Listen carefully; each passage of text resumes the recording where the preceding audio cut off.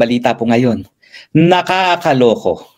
Maalala nung minsan sinabi ko na 90 billion na galing sa PhilHealth na hindi po nagastos ng PhilHealth para sa karagdagang benepisyo ng mga Pilipino para sa medical services at di naman kaya para gamitin para pababain ang premiums ay gagamitin sang-ayon sa DOF para sa more noble causes. Alam nyo ba ang nadiskubre ko? Yung mga more noble causes pala na paggagamitan ng 90 billion galing sa PhilHealth na dapat ay napunta sa dialysis at iba pang mga benepisyo o di naman kaya para mapababa ang premiums natin, gagamitin pala nila sa Maharlika Fund. Alam nyo, hingi ako ng patawad sa inyo ha.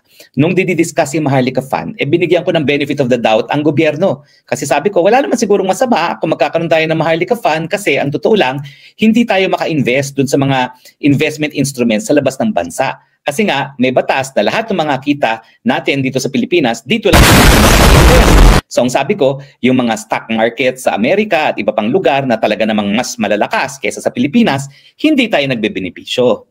Pero sa totoo lang, gusto ko lang talaga suportahan yung Marcos administration kasi nga kasapi ako ng unit team.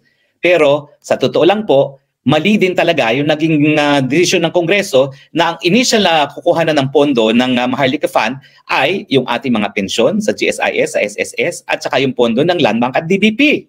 Bakit mo isusugal ang pera ng mga retirado? Hindi naman sigurado po na talagang kikita yung Maharlika Fund na yan. Bakit mo ilalagay sa alanganin ang inaasahan ng ating mga manggagawa pag sila'y tumanda o di naman kaya nagkasakit?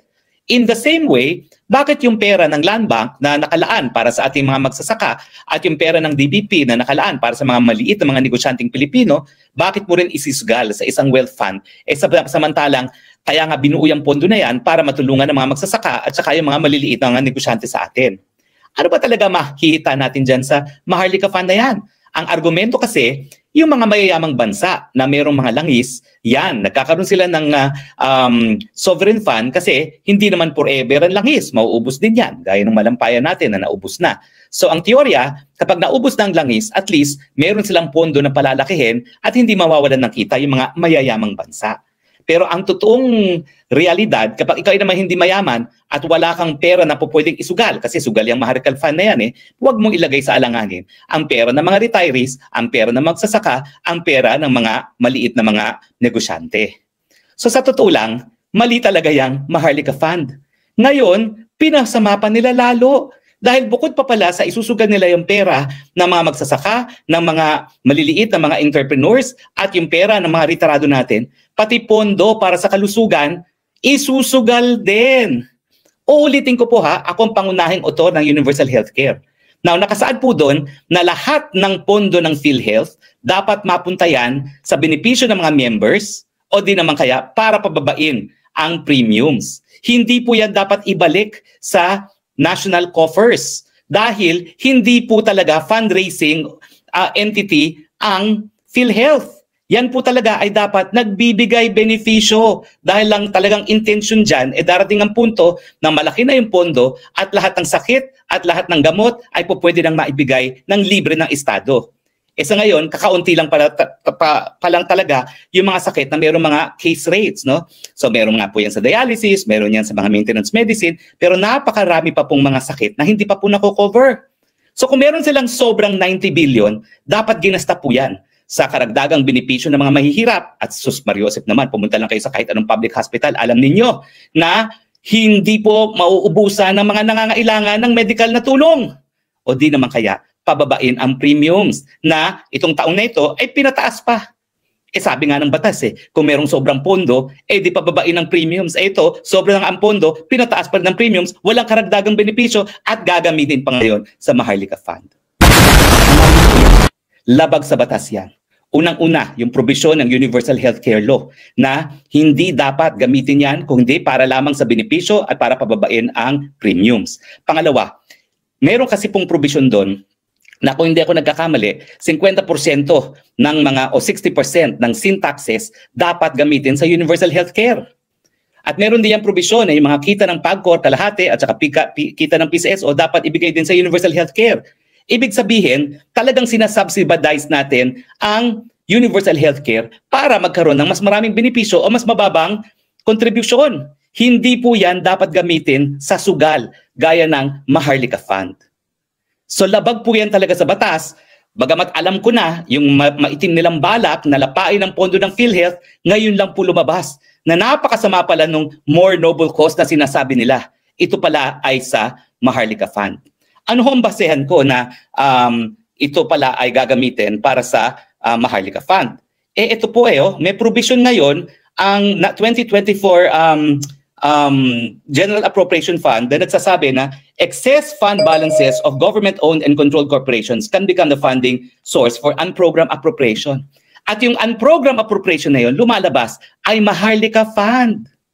Well, mali po yan kasi pagdating sa PhilHealth, wala po dapat silang excess funds. Sinasabi nila, ito daw ay pondo hindi na pakinabangan ng mga members. Well, pues, siguraduhin yung mapakinabangan ng mga members. Magbigay ko ng mas maraming benepisyo o di naman kaya wag na kayong magtaas ng mga kontribusyon o di naman kaya wag na kayong sumigil ng kontribusyon kung talagang sobra-sobra ang pera.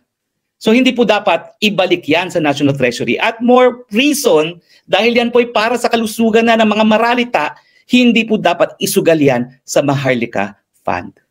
Kung napakagaling yung konsepto ng Maharlika Fund, bakit wala pang nangyayari dyan sa Maharlika Fund hanggang ngayon? Nung kailan lang, si First Lady Lampang nagpunta ni UAE para ibenta ang Maharlika Fund. Pero wala namang balita kung meron siyang naibalik na pera na i-deposit ng UAE sa Maharlika Fund. Siyempre, bago pumasok kahit sino, miski gano'n pang kayaman, sisiguraduhin nila nakikita yung pondo nila. Sa simula't simula, walang nangyari sa Maharlika Fund matapos bigyan ng napakataas na prioridad ng Kongreso yan. Wala naman nahita. At ngayon, isusugal pa nila yung para sa kalusugan ng lahat. Mali po yan. At akin naman pangako po, ngayong malinaw na kung saan gagastusin yan, pupunta tayo sa hukuman para yan po ay mapigil. Dahil ang aking pangako at ang aking intensyon ng isinulong natin ng universal healthcare, dapat wala na pong Pilipino na mamatay dahil lamang po sa kahirapan. At hindi po natin tatanggapin na yung pondo na nakalaan para wag ikamatay ang kahirapan, isusugal pa sa Maharlika Fund na hindi naman natin alam kung sino talaga ang magbebenepisyo. Ano ibig sabihin ko dyan?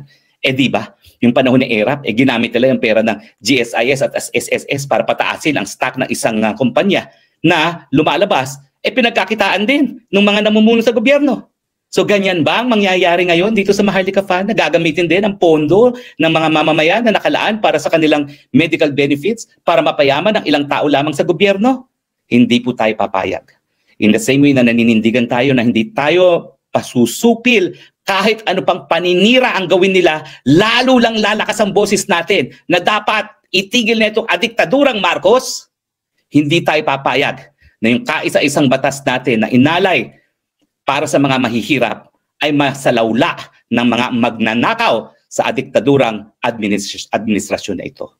Pangako ko po yan. At hindi po tayo magpapasupil kahit hindi nila ako nakuhang sirain sa internet. Well, sige po. Aalay po natin ang buhay natin. Hindi tayo susuko.